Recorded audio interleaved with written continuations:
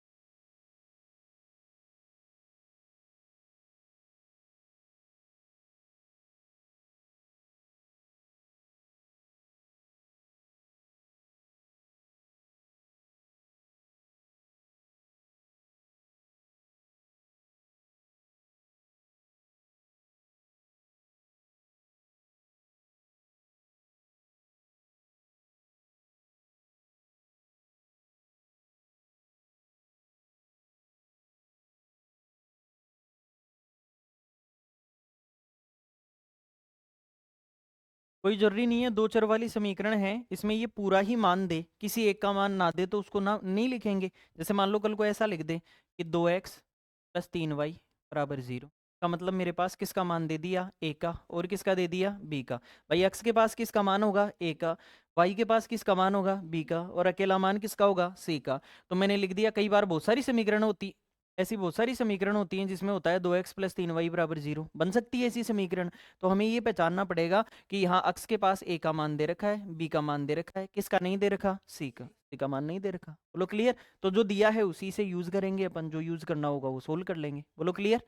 अब इनकी क्वेश्चन करते हैं। कल मैंने एक चर वाले समीकरणों में मान निकलवाए थे आपसे, निकाले थे ना कल आपने, 5-7 क्वेश्चन किए थे जिसमें एक चर वाले जितने भी समीकरण थे, दो चरों वाला भी समीकरण आ सकता है जिसमें एक्स भी हो और वाई भी। एक वाला थोड़ा इजी हो जाता है, कैसे, जैसे इस प्रकार का सवाल ही आता है 4x - 16 = 0, तो आप क्या करोगे, सीधा सीधा होता है कि इसको इधर ले लो, 4x बराबर क्या आ गया 16, 4 का भाग 16 में 4 बार, ये लो सीधा उत्तर आ गया, समझ गए। लेकिन याद रखें, अगर दो चरों वाला समीकरण हो, जैसे दो चरों वाला कैसे, जैसे इस प्रकार से कोई समीकरण हो कि x + y = 14 14 और x - y = 4, तो आपसे पूछ ले x और y बताओ, x और क्या बताएं, y बताओ। अगर इस प्रकार का कोई क्वेश्चन आ रहा है तो कैसे सोल्व करेंगे हम, क्यों, क्योंकि इन दोनों समीकरणों में चर एक है या दो हैं, दो हैं। बोलो क्लियर है, हमारे पास दो चर हैं हमारे पास। और याद रखना, जितने मान चाहिए हमेशा उतने ही समीकरणों की जरूरत होती है, जितने चरों वाले समीकरण है। अब तक देख लो काम ये चल रहा था, इसमें चर कितना था, एक, तो एक चर का मान हमेशा एक समीकरण से निकाला जा सकता है। बोलो सही है, हमने एक समीकरण से एक चर का मान निकाल दिया। लेकिन दो चरों का मान निकालने के लिए कितनी समीकरण चाहिए, अगर तीन चर हो तो तीन, चार चर हो तो चार, मतलब जितनी चीजें एक्स वाई जेड जितनी बसाते जाओगे आप क्वेश्चन के अंदर, आपको उतनी ही समीकरण चाहिए सोल्व करने के लिए। क्लियर। तो आगे से कभी आपके दिमाग में ये हो कि आपको एक ही समीकरण आपको कहीं किसी क्वेश्चन से मिल रही हो और आपको कह दे कि एक्स और वाई का मान बताओ, तो तो पहले दिमाग में ये जरूर लाना कि अगर एक्स और वाई दो चीजें हैं तो समीकरण भी कितनी चाहिए, दो सोल्व करने के लिए। अब क्या करें, इन्हें जोड़ बाकी करके हम मान निकाल सकते हैं। कैसे, इन दोनों समीकरणों को जोड़ेंगे तो बराबर के उधर वाले उधर जुड़ेंगे और इधर वाले इधर, तो प्लस का वाई और माइनस का वाई जुड़ने पर कट जाएगा। और एक्स कितना हुआ, और यहाँ 14 और 4 18, तो यहाँ दो से काटा, एक्स का मान कितना आ गया 9, ये लो एक का मान 9 आ गया, और फिर दोबारा रख देंगे तो दूसरे का मान आ जाए। बोलो क्लियर है क्या। इस प्रकार से दो चरों वाला समीकरण हमें सोल्व किया जाता है। कुछ क्वेश्चन लिख रहा हूँ, क्वेश्चन आप बताना मुझे एक बार। पहला तो यही क्वेश्चन बता दो मुझे, x + y बराबर x - y बराबर 4, y बताओ कितना।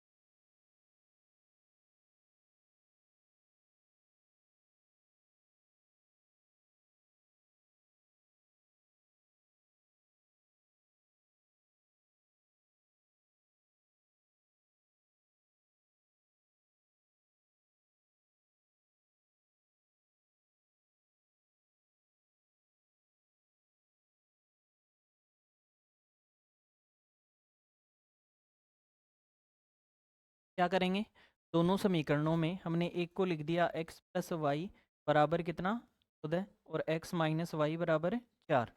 ये समीकरण नंबर 1 हो गई हमारे पास, और ये समीकरण नंबर 2 हो गई। हमें पता है अगर दो चीजें हैं, दो का मान बताना है तो दो समीकरणों की जरूरत पड़ेगी। अब मुझे ये दिख रहा है कि y प्लस का और y माइनस का अगर इन्हें जोड़ देंगे तो मैं कहता हूं कि समीकरण नंबर 1 प्लस क्या कर दें अपन 2, तो ये दोनों जुड़ेंगी। जुड़ने का मतलब इधर x + y में इधर वाला मान जुड़ जाएगा प्लस में x - y, ये लो ये जोड़ दिया, इस मान में ये मान जोड़ दिया।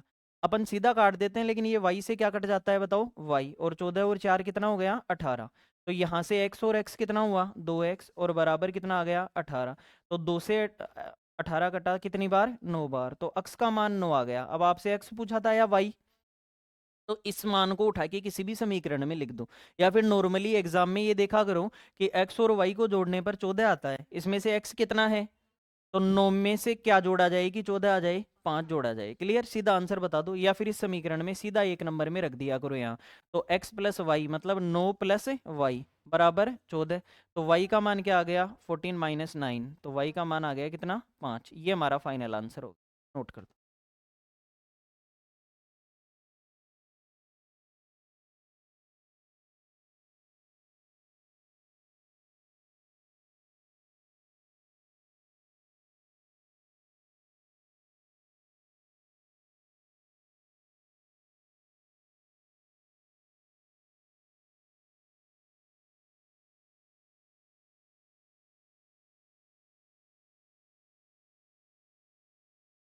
ये हमने, अगर मान लो कोई चीज नहीं कट रही होती तो हम क्या करते पहले, अगर ये बराबर नहीं होते तो एक मान को बराबर करने की कोशिश करते हैं ताकि वो कट जाए जोड़ने और घटाने पर। जैसे मान लो कई बार समीकरण ऐसा बन जाता है आपके पास, नोट हो गया क्या आपका, करो फास्ट एक बार।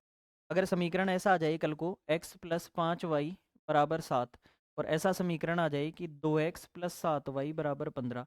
अब कहते हैं अब मान बताओ, अब बताओ जोड़ने से ये कटेगा क्या, नहीं, एक का कटना जरूरी है, क्योंकि एक कटेगा तभी तो दूसरे का मान अब बता पाएंगे हम।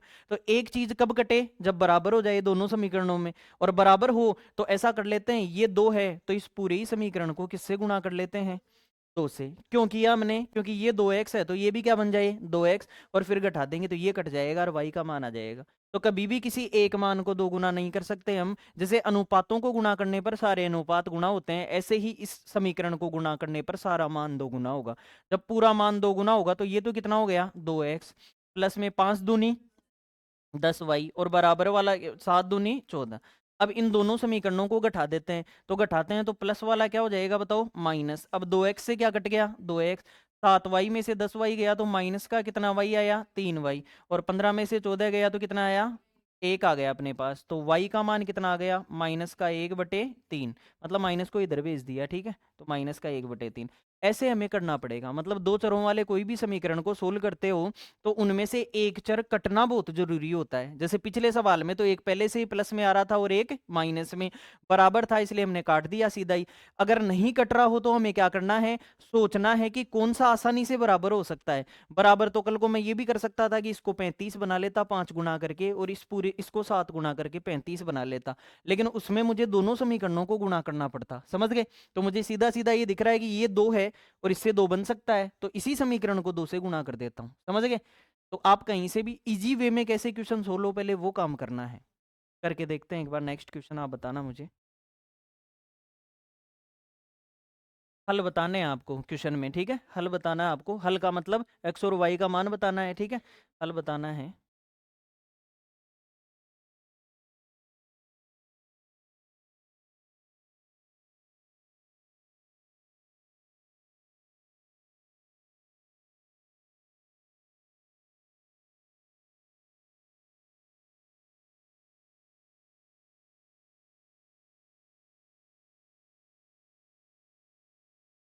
हल बताइए, हल बताने का मतलब सॉल्यूशन बताओ, और सॉल्यूशन का मतलब एक्स और वाई का मान बताना होता है, ठीक है।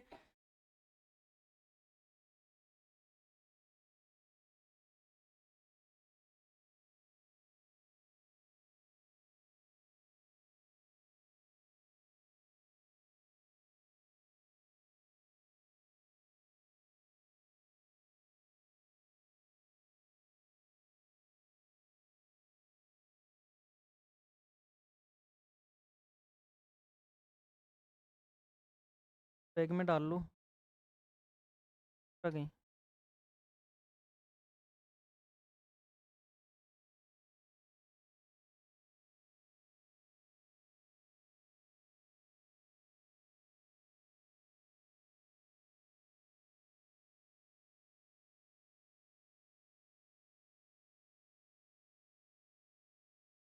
हम्म, कट नहीं रही, दोनों ही मान कट गए,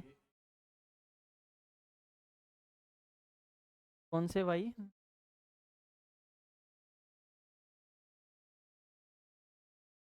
तो प्लस कर दो चलो, प्लस करके फिर करो, दोनों कट रहे हैं। तो आपके साथ मजाक हो गया, कई लोगों ने तो दोनों को काट के भी आंसर निकाल लिया होगा।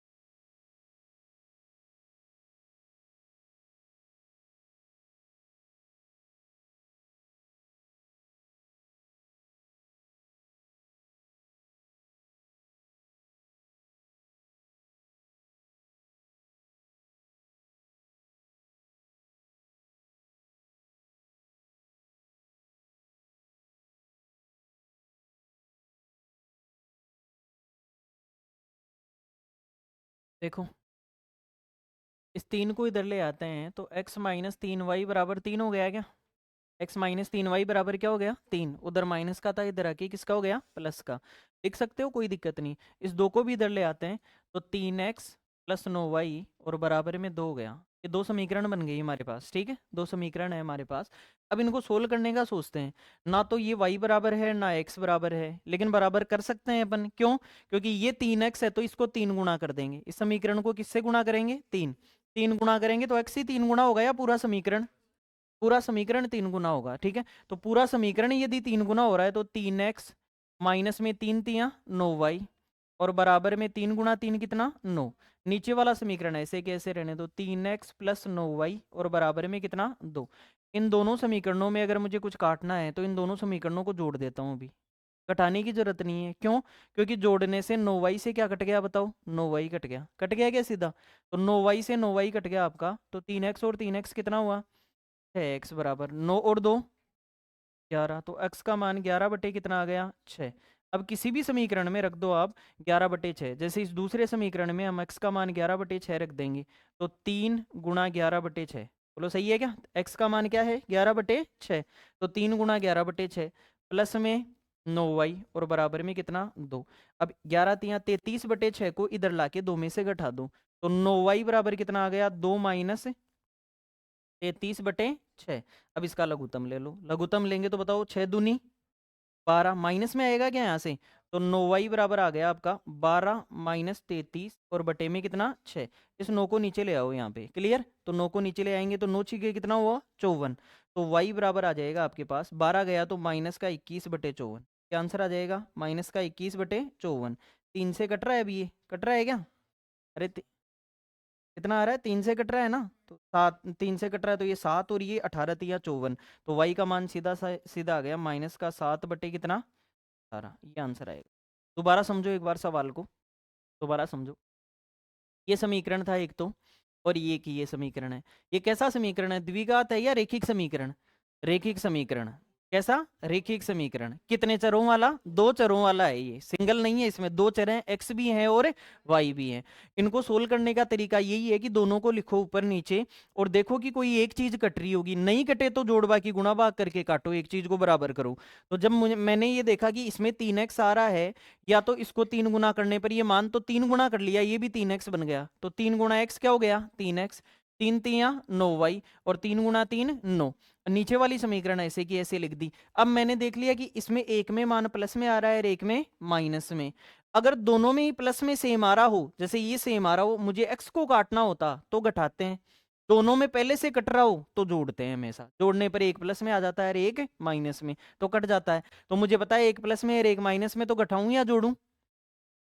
जोड़ देंगे। जोड़ने पर एक प्लस में आ जाता है और एक माइनस में। चिन्ह बदलने की जरूरत नहीं है, तो ये दोनों जोड़ने पर कट जाएंगे। तो जोड़ने पर इससे ये कट गया तो 3x और 3x कितना हो गया? 6x बराबर 9 और 2 कितना? 11। 6 नीचे चला गया तो x का मान 11 बटे 6। अब 11 बटे 6 को यहाँ लिख दूंगा, तो अब सोल्व करके इसको उधर ले जाके घटा दूंगा तो किसका मान आ जाएगा? y का मान आ जाएगा। तो मैंने 11 बटे 6 लिखा। 11 तियां 33 बटे 6। इधर प्लस का है, उधर जाके किसका होगा? माइनस का।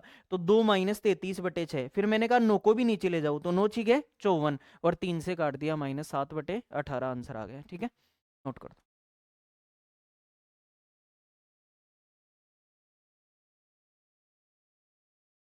फिर भी कोई डाउट रह जाए तो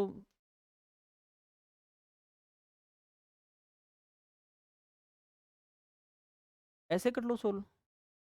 x माइनस 3y माइनस 3 बराबर, और वो था 3x प्लस 9y माइनस 2 बराबर है। तो अब 3 गुणा करने पर ये 3 हो गया, ये 9 हो गया और ये भी 9 हो गया। ठीक है, यहाँ सोल्व कर लो इसको। यहाँ सोल्व करेंगे तो अब इन दोनों को जोड़ दो। जोड़ दो तो इससे तो ये कट गया। तो बताओ 3x और 3x कितना हुआ? 6x। माइनस 9 और माइनस 2 माइनस का 11 बराबर कितना? 0। अब 11 को उधर ले जाएंगे तो 6x बराबर कितना हो गया? 11। वही बात आ गई। समझ गए? देखो चीज गठाने पर चेंज चेंज होता है। यही तो मैंने यहाँ समझाया आपको कि कोई चीज पहले से ही एक प्लस में आ रही हो और एक किस में आ रही हो? माइनस में। तब हमेशा जोड़ते हैं, तब हमेशा क्या करते हैं, जोड़ने पर प्लस की प्लस में लिखी जाएगी और माइनस की माइनस में, तो दोनों कट जाएंगी सेम होंगी तो। लेकिन पिछला जो सवाल आप कह रहे हो जिसमें चिन्ह बदले होंगे, उसमें दोनों ही या तो प्लस की होंगी या दोनों ही माइनस की होंगी। देखो आप एक बार, तो दोनों ही प्लस की हो गई। जैसे इसको मेरे को इन दोनों को काटना होता तो मैं इसको समीकरण को घटाता घटाता तो ये एक माइनस का हो जाता और तब कटता। समझ गए? जब पहले से ही एक प्लस में है और एक माइनस में है तो उस समीकरण को जोड़ें या घटाएं, जोड़ देंगे। क्या करेंगे? जोड़ देंगे। नेक्स्ट क्वेश्चन में देखते हैं, नोट कर दो इसको फटाफट एक बार।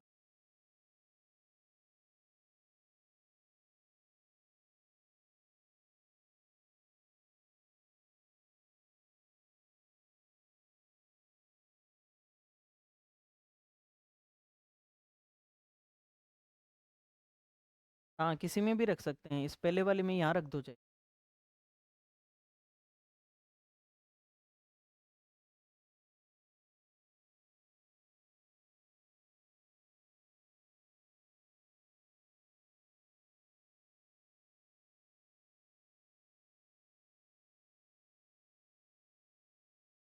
कहीं डाउट हो तो दोबारा पूछ लें आप। घर जाके सोल्व करना क्वेश्चन, पीडीएफ कहीं से भी ले लेना। ये मेंसुरेशन की पीडीएफ दे दी है मैंने यहाँ ऑफिस में, ले जाना आप, सोल्व करना 60-70 आएगी। आपने खुद ने तो सोल्व नहीं की, साथ में दी तो आप करोगे नहीं।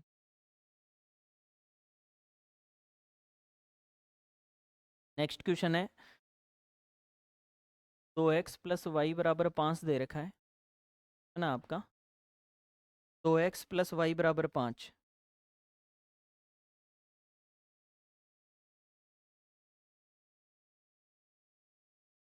बराबर 8।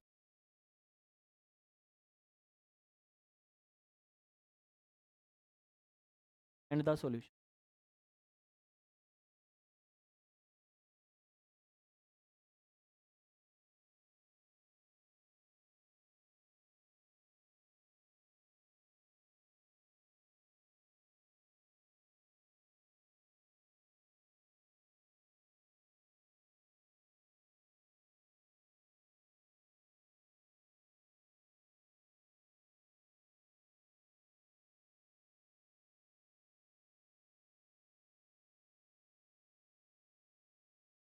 जब इसमें y के पास 2 है तो ऐसा करते हैं, इसको इस समीकरण को 2 गुना कर लेते हैं, ठीक है।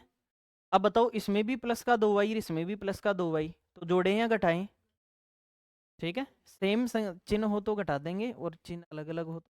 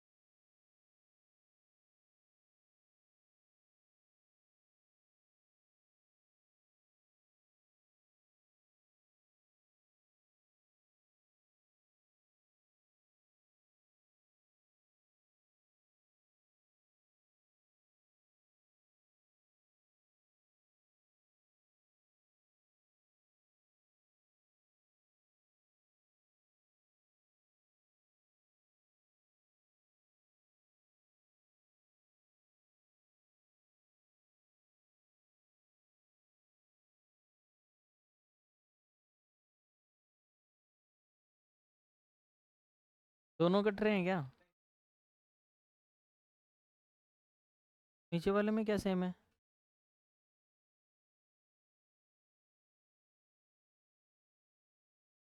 आएंगे क्या?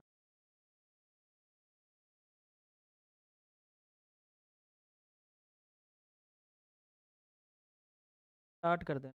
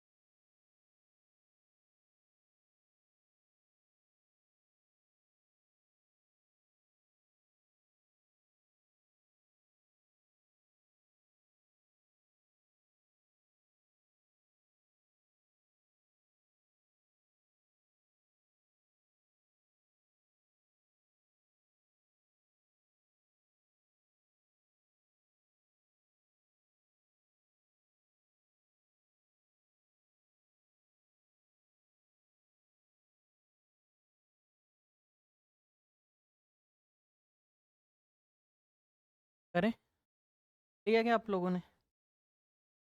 देखो पहले वाले में y को बराबर कर लेते हैं पहले वाले समीकरण को डबल करके। पहले वाले समीकरण को क्या कर लें? डबल। अगर डबल करेंगे तो इसको दो गुना करेंगे, और दो गुना करेंगे तो दो दूनी 4x प्लस 2y और बराबर 5 दूनी 10। क्लियर? और इस दूसरे वाले को ऐसे ही रहने दो, 3x प्लस 2y और बराबर में कितना? 8। अब बताओ दो चीजें एक जैसी हो जाएं सेम टू सेम और चिन्ह अलग अलग नहीं है तो जोड़ने पर तो अलग अलग होता तब कटता। अब क्या करना पड़ेगा? घटाना पड़ेगा। घटाना पड़ेगा तो इसका चिन्ह बदल जाएगा, तीनों जो प्लस का है माइनस का, माइनस का है वो प्लस का। तीनों प्लस के थे तो तीनों को माइनस का कर दिया। अब इस चीज को सोल्व करें अगर है तो हमने क्या किया है? घटाया है। तो 4x में से 3x गया तो कितना x बचा? 1x बचा। 2y से 2y प्लस माइनस का कट गया और बराबर 10 में से 8 गया तो 2। ये लो x का मान 2 आ गया। अगर x का मान कहीं भी यहाँ रख देंगे तो y का मान आ जाएगा। अगर पहले वाले समीकरण में रखते हैं तो 2 गुणा 2 प्लस y बराबर कितना आ रहा था? 5। तो ये 2 गुणा 2 4, 4 उधर जाके माइनस का होगा तो 5 माइनस 4। बताओ y का मान क्या आ गया? ये दोनों मान। ये किस किस का सही था?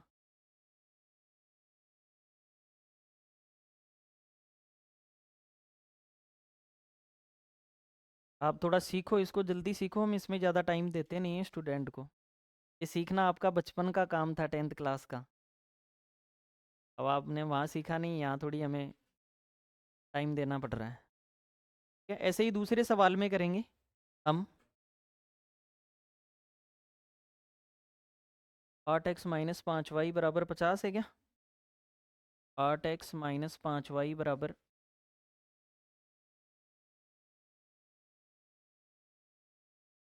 50। और दूसरी समीकरण क्या है? 10y बराबर 40। तो ऐसा करते हैं, यहाँ 10y यहाँ भी 10y बन जाएगा। इस समीकरण को कितने गुणा करने पर? दो गुना करने पर। दो गुना करेंगे तो क्या होगा? 16x माइनस 10y बराबर 100। और नीचे वाला ये का ये रहने दो, 6x माइनस 10y बराबर 40। अब बताओ इसको घटाएं या जोड़ें? चिन्ह सेम है एक जैसे तो ये कटेंगे नहीं, तो इसका मतलब बदलने के लिए घटाना पड़ेगा। घटाने के लिए ये माइनस का माइनस वाला प्लस का और ये माइनस का। अब 16x में से x गया तो कितना x? 10x। 6x गया तो ये पूरा प्लस और ये नीचे वाला प्लस का ये माइनस का कट गया और बराबर में 100 में से ये गया तो 60। तो जीरो से जीरो कट गया, x का मान 6 आ गया। x का मान क्या आ गया? 6। जब x का मान किसी भी समीकरण में रख रहे होंगे तो 8 गुणा 6, 8 6 48 माइनस 5y बराबर क्या था? 50। कोई जरूरी नहीं है नई समीकरण में ही रखो आप, पुरानी समीकरण में मान रख दिया करो, नहीं तो गुणा होगी बड़ी हो गई होगी। ठीक है, इसलिए पुरानी में रखा करो। 8 6 48, यहाँ ये 48 हो गया और बराबर है 5y बराबर कितना? 50। ये उधर जाके घटेगा तो माइनस का 5y बराबर कितना हो गया? 2। y का मान -2/5 हो गया। कभी भी इधर माइनस होना तो सामने वाली तरफ भेज दिया करो। क्या होता है, इस जगह हम माइनस से गुणा करते हैं पूरी समीकरण को। पूरी समीकरण को किससे गुणा करते हैं? माइनस से। तो बताओ माइनस माइनस क्या हो जाएगा? प्लस। और इसके क्या लग जाएगा? समझ गए? इसलिए यही याद रख लो कि इधर माइनस है तो उसको उधर भेज दो। समझ गए? एक क्वेश्चन और है। क्या हुआ?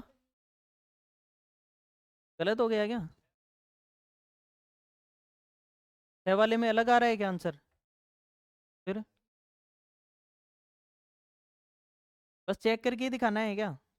चेक करके दिखा देंगे। इस छह वाले में क्या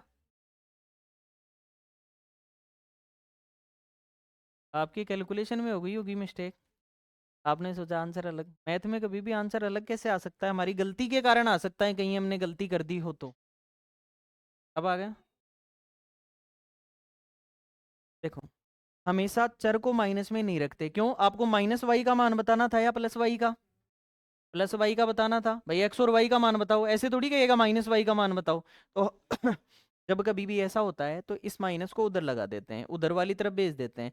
वास्तव में मेथड ये है कि इसका माइनस हटाना है हमें। किसका माइनस हटाना है? वाई का। तो पूरी समीकरण को माइनस से गुणा करने पर, माइनस से गुणा करने पर माइनस माइनस क्या हो जाएगा? प्लस। और इसके क्या लग जाएगा? तो यही तो किया, इसको प्लस और इसके। ठीक है, अगला सवाल बोलो क्या है?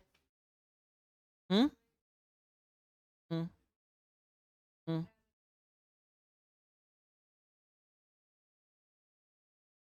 अब बताओ क्या करें?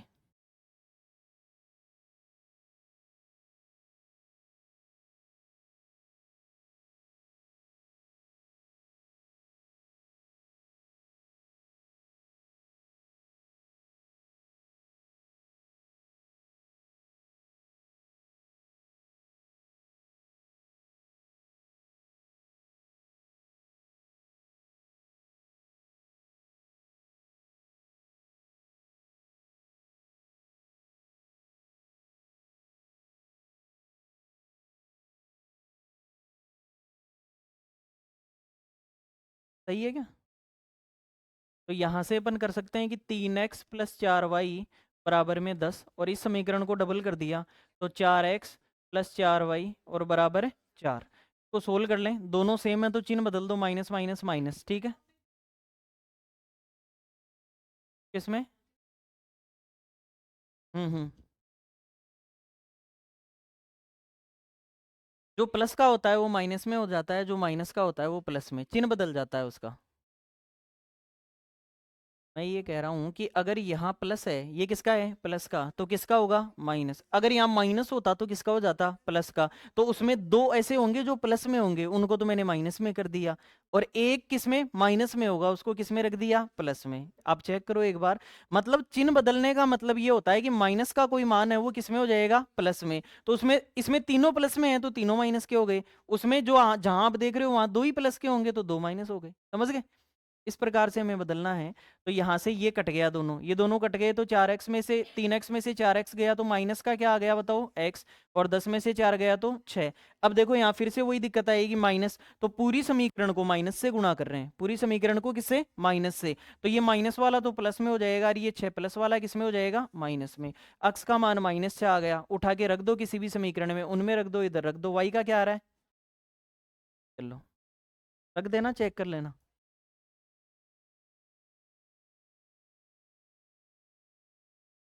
किस किस के? ये तीनों सही थे। दो चार लोग, बाकी मेहनत करो, आप सीखो ही नहीं, बिना सीखे तो काम होगा नहीं आपका।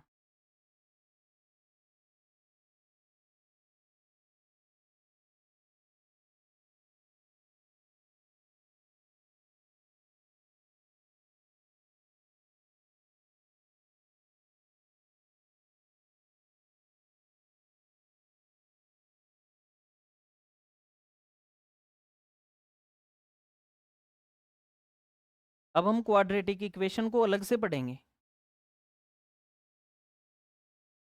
क्वाड्रेटिक इक्वेशन यानी द्विघात समीकरण।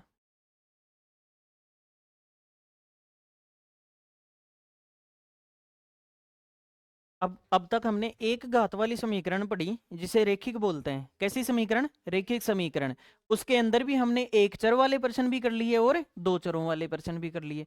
एक चर है तो एक समीकरण से उत्तर आ जाएगा, और दो चर हैं तो दो समीकरणों से उत्तर आ जाएगा। अभी जो हमने जिस विधि से सोल्व किया है उसे विलोपन विधि बोलते हैं। कौन सी विधि? विलोपन विधि। कई बार पूछ लेता है कि प्रतिस्थापन विधि से किया या विलोपन से किया। विलोपन यानी किसी चीज को काट देना, काटने का मतलब उसका विलोप हो गया, वहां से आपने पढ़ा होगा ना कहीं किसी चीज को हटा देना मतलब क्या कर देना? विलोप कर देना। तो हमने एक मान को काटा तभी तो एक का विलोपन किया, तब दूसरा मान आया, तो इस विधि को क्या बोलते हैं? विलोपन विधि। अगर मैं एक मान को उठा के उसका जो मान, जैसे मान लो कल को 3x प्लस 4y बराबर 10 होता, और दूसरे समीकरण में x प्लस वाई बराबर 5 होता, और मैं ये करता यहाँ से कि x का मान उठा रहा हूँ यहाँ से, और y बराबर 5 माइनस एक्स आ जाता, y का मान उठा रहा हूँ तो y बराबर क्या आ जाता? 5 माइनस एक्स।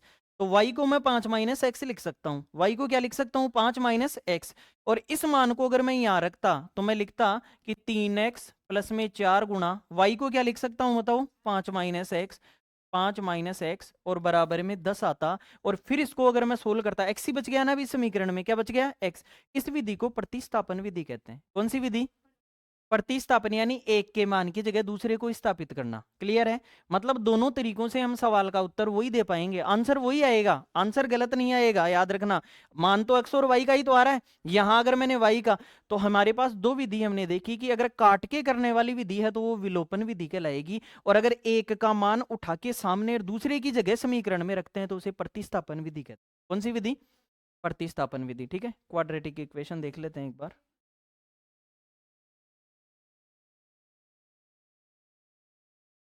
दो घात वाली समीकरण द्विघात समीकरण कहलाएगी। दो घात वाली समीकरण क्या कहलाएगी?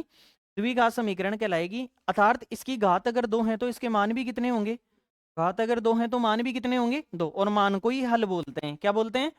इसका मानक रूप होता है, स्टैंडर्ड फॉर्म होती है a x square plus b x plus c बराबर 0। इस प्रकार की समीकरण होगी जिसमें एबीसी का कोई मान हो सकता है, एबीसी का कोई मान। जैसे मान लो आपको ये भी कह सकता है कि 2x square plus 3x plus 1 बराबर 0। का मतलब ये किस प्रकार की समीकरण है? द्विघात समीकरण।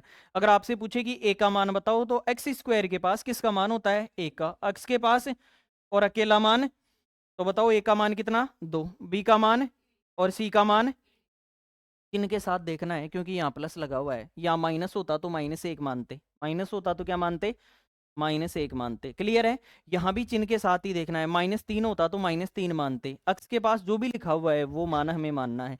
तो ये हमारी स्टैंडर्ड फॉर्म हो गई हमारे पास क्वाड्रेटिक इक्वेशन की, ax² + bx + c = 0। इसी के सवाल हम करने हैं। कई बार कोई मान ना दे तो परेशान नहीं होना। जैसे 2x² बराबर -32 और बराबर 0 दे दे लो आपको, तो इसका मतलब ये भी एक द्विघात समीकरण है। कैसी समीकरण है, द्विघात समीकरण है। इसमें केवल आपको ए का मान दे रखा है, सी का मान दे रखा है, बी वाला पोर्शन नहीं दे रखा, एक्स के साथ वाला मान नहीं दे रखा। तो इसको भी सोल्व कर सकते हैं। 32 को इधर ले आओ तो 2x² बराबर कितना आ गया 32, 2 से काट दिया तो कितना आ गया, तो किस चीज का स्क्वायर 16 होता है, तो एक्स का मान कितना आ गया, बोलो क्लियर है क्या। लेकिन याद रखना दो मान होते हैं तो एक प्लस में और एक किसमें, क्यों, द्विघात समीकरण है, और द्विघात समीकरण के कितने मान निकलेंगे, दो मान निकलेंगे। ठीक है। ऐसा कोई जरूरी नहीं है कि वो ही एक ही मान प्लस में निकले और एक ही मान माइनस में निकले, ये कोई जरूरी नहीं है। क्लियर। अलग अलग मान भी हो सकते हैं, लेकिन यहाँ एक ही मान निकल रहा था, और अंडर रूट जब भी खुलता है तो एक तो प्लस में खुलता है और एक किस में खुलता है, माइनस में खुलता है। तो पहले एक बार मानक रूप लिख दो, फिर आगे बात करते हैं। और ये एग्जाम्पल नोट कर दो आप, ऐसी होती हैं द्विघात समीकरण।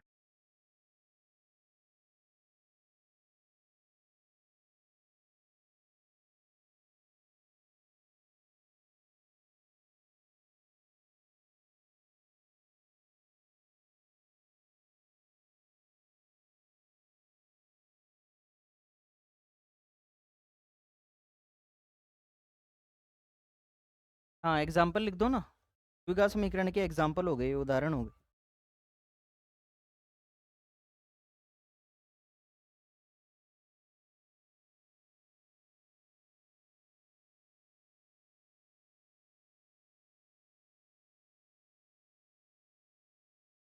तो ये तो नॉर्मल समीकरण थी जिसको हमने सोल्व कर दिया। अब द्विघात समीकरण को सोल्व करना सिखा रहा हूँ मैं आपको। ठीक है, द्विघात समीकरण को हम कैसे सोल्व करें। तो एक एग्जांपल ले लेता हूँ, जैसे x² - 3x + 2 बराबर 0। ये एक द्विघात समीकरण है, देख के समझ गए क्यों, क्योंकि ये किस रूप की है देखने पर, ax² + bx + c = 0। मतलब x² भी आ रहा है, x भी आ रहा है, c भी आ रहा है, बराबर 0। तो देखने पर पता लग गया कि अधिकतम घात 2 है, इसका मतलब ये द्विघात समीकरण है। कैसी है, द्विघात समीकरण। और द्विघात समीकरण घात अगर दो हैं तो मान भी कितने होंगे, हल भी कितने होंगे, दो। मान को ही क्या बोलते हैं, हल बोलते हैं, सॉल्यूशन बोलते हैं। तो ये दो होंगे। अब इसको सोल्व करने के तरीके सुनो। सबसे पहले तो इसको विस्तारण विधि से हम सोल्व कर सकते हैं। कैसे, इस बीच वाले के ऐसे टुकड़े करो कि गुणा करने पर साइड वाले के बराबर आ जाए। इस बीच वाले के ऐसे टुकड़े करो कि गुणा करने पर साइड वाले के बराबर, मतलब उन दोनों को जोड़ूं तब तो बीच वाला आए, लेकिन दोनों को गुणा करूं तो 2 गुणा x² आ जाए। तो मैं ऐसा करता हूं x², इसको -2x और -x लिख देता हूं। किसको लिखा मैंने, बीच वाले को। तो अब बताओ इनको जोड़ेंगे तो -2 और -1 कितना हुआ, -3x। जोड़ने पर तो वही आ गया, लेकिन इनको गुणा करो, 2 गुणा x और x तो 2x² हो गया, और माइनस माइनस क्या हो गया, प्लस। बताओ 2x² हो गया प्लस का। क्लियर है क्या। इस बीच वाले के ऐसे टुकड़े करो कि आपका जोड़ने पर तो बीच वाला ही आ जाए, लेकिन गुणा करने पर साइड वाले दोनों मानों के बराबर आए। तो ओवरऑल ये बीच वाले को लिखा है मैंने, इतना था, और प्लस में आगे 2 लिख दिया, और बराबर क्या लिख दिया, बताओ 0। बोलो क्लियर। ये वेरीफाई करने के बाद ही आगे बढ़ना कि बीच वाले को ऐसे तोड़ा है हमने कि जोड़ने पर तो वही आ जाए और गुणा करने पर साइड वाले आ जाएं। ठीक है। अब कुल मिला के शुरू के दो में से एक चीज कॉमन लेनी रहती है, और इन दोनों में से एक चीज कॉमन लेनी रहती है। तो बताओ x² - 2x में इसमें भी x आ रहा है और इसमें भी क्या आ रहा है, x आ रहा है। तो मैंने एक x कॉमन ले लिया, तो एक x कॉमन ले लिया, तो इसमें क्या बच गया, बताओ एक x बच गया, x गुणा x x² बन जाएगा। ठीक है। अगर इसमें से x कॉमन ले लिया तो माइनस का क्या बच गया, बताओ। बोलो क्लियर है, यहां तक हमने ये कॉमन ले लिया। उसके बाद में इसमें और इसमें कुछ भी कॉमन नहीं आ रहा है, क्या कुछ कॉमन आ रहा है क्या, नहीं। तो यहाँ ये चिन्ह लेना है, और कुछ कॉमन नहीं आ रहा तो कॉमन क्या आ गया, बताओ एक। इसके साथ गुणा में एक मान सकता हूँ, और इसके साथ भी गुणा में क्या मान सकता हूँ, एक। तो कुछ भी कॉमन नहीं आता, वहां क्या कॉमन आता है, एक कॉमन मानते हैं हमेशा। जब एक कॉमन आ गया तो यहाँ क्या बचा, बताओ एक्स। और ये चिन्ह माइनस का है तो ये चिन्ह भी किसका होगा, माइनस का। और यहाँ एक कॉमन आया तो यहाँ क्या बचा, 2, और बराबर क्या आ गया, बताओ 0। एक तो ये वाला मान आ गया मेरे पास, और एक ये वाला मान। बताओ x - 2 दोनों में कॉमन आ गया क्या, इसमें भी x - 2 और इसमें भी x - 2। तो मैंने x - 2 को तो सर ले लिया कॉमन, और अब लिखा इस वाले मान में क्या बचा बताओ x, और इस वाले में क्या बचा -1, और बराबर में क्या आ गया 0। मतलब दो ऐसे मान हैं जो जीरो दे रहे हैं गुणा होने पर, और जीरो कब आ सकता है, या तो ये वाला जीरो हो या फिर ये वाला जीरो हो, तभी तो जीरो आ सकता है। किन्हीं भी दो चीजों का गुणा जीरो कब आ सकता है, जब कोई उनमें से एक जीरो हो। तो या तो x माइनस दो जीरो है, अगर x माइनस दो जीरो है तो दो को इधर लाओ, x का मान दो हो जाएगा, x का मान क्या हो जाएगा, या फिर x माइनस एक जीरो है तो x का मान कितना हो जाएगा एक। ये लो दो मान आ गए, x के कितने मान आ गए दो। अधिकतम द्विघात समीकरण की घात दो थी तो मान भी कितने होंगे दो होंगे। इसी को आप यहां से भी डायरेक्ट मान निकाल सकते थे, यहां से कैसे वो लिखने की जरूरत नहीं पड़ती। अगर ये -2 है तो जीरो बनने के लिए इसे क्या माने प्लस का दो माने, तो -2 + 2 कट जाएगा, तो ये लो x का मान क्या मान लिया दो, तो वो दो आ गया। अगर ये -1 है तो इसे क्या माने +1 माने, तो +1 -1 कट। समझ गए क्या। सीधा दोबारा सुनना, इस विधि से कई बार हम सवालों को सोल्व करते हैं, बाकी दूसरी विधि भी बता दूंगा मैं एक बार। बीच वाले समीकरण के ऐसे दो टुकड़े करने हैं कि गुणा करने पर साइड वाला मान आ जाए, गुणा करने पर साइड वाला मान आ जाए। जैसे मान लो एक समीकरण और एक क्वेश्चन और बता देता हूं मैं आपको, x² - 5x + 6 और बराबर क्या आ जाए 0। ऐसा कोई समीकरण दे दिया तो आपको दिख रहा है 3 और 2 कितना होता है 5, और 3 दूनी काम बन जाएगा। समझ गए, तो उनसे होगा ये समीकरण सोल्व। अब इस पर दोबारा देखना, हमने बीच वाले के टुकड़े कर दिए और आगे वाला ऐसे का ऐसे लिख दिया। अब दो दो में से कॉमन लेना है, कितने में से दो दो में से। अगर इन दो में से कॉमन लेंगे तो x कॉमन आ गया, क्या बच गया x और माइनस में दो। ये चिन्ह लेना है, फिर कॉमन जो भी चिन्ह आएगा वो लेना है। फिर कुछ भी कॉमन नहीं आ रहा तो क्या आ रहा है एक, तो x माइनस प्लस गुणा होगा तो माइनस, और यहाँ क्या आ जाएगा दो। x-2 यहाँ भी, x-2 यहाँ भी, पूरे में से कॉमन ले लिया तो यहाँ क्या बचा x, और यहाँ क्या बचा -1। इन दोनों का मान जीरो बता रहा है सवाल, क्या बता रहा है जीरो, तो कोई सा ना कोई सा जीरो होना चाहिए। इसका मतलब या तो x का मान दो हो या फिर x का मान क्या हो एक, तब जाके ये संतुष्ट होगा। तो मेरे पास दो मान निकल के आ गए, दो और एक, नोट कर दो। और मैं 5-7 समीकरण लिख देता हूं ताकि आप सोल्व कर लो घर पे, आज के लिए इतना ही करेंगे फिर।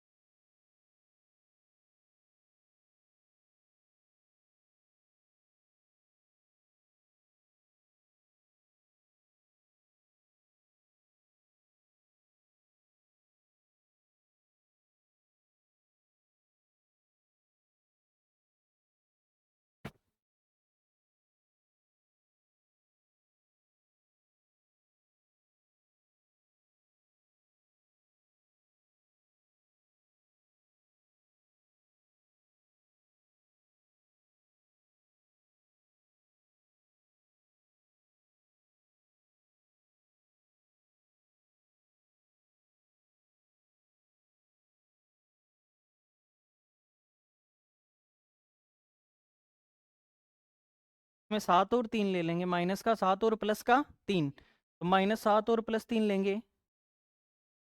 तो मैं यही तो कहना चाह रहा हूँ, -7 और प्लस का 3 ले लेंगे, तो बीच जोड़ने पर तो बीच वाला आ जाएगा माइनस का कितना 4, और 7 तियाँ किसका, समझ गए। थोड़ा सा घुमा के सवाल दिया है इस बार मैंने, ऐसे थोड़ा सोचना पड़ेगा, सोचने पर आप आपके दिमाग के जो जंग लग गई ना उसको हटानी है मुझे।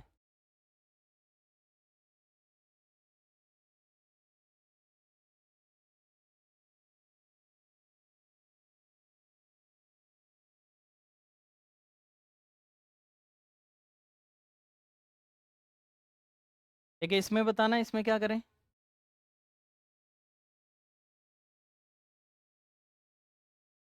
हैं, माइनस आएगा फिर तो -3 आना चाहिए, प्लस का 5 और -2, प्लस का 5 और माइनस का 2, तो 5 में से 2 गया तो 3, लेकिन एक के माइनस लगा हुआ है तो 5 दूनी 10, किसका आएगा माइनस का।